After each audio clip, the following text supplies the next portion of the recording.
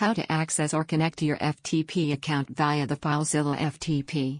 This tutorial assumes that you have already installed FTP client FileZilla on your system. If you haven't installed it, then watch another tutorial on how to install the FTP client FileZilla on Windows. Now click on the icon of FileZilla client to open it. In the Quick Connect bar, enter the host name in the host field. It is your domain name. Now enter the username into the username field and password into the password field. Enter the port number at which your server listens. The default port number is 21. You may leave the port field empty if your login information doesn't specify a certain port to use. Now click on the Quick Connect button.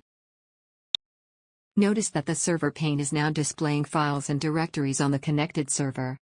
The top area of this pane shows a directory tree and a detailed listing of the contents open is displayed below.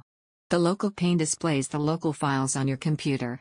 It is also displaying a directory tree at the top and the contents of the open directory below.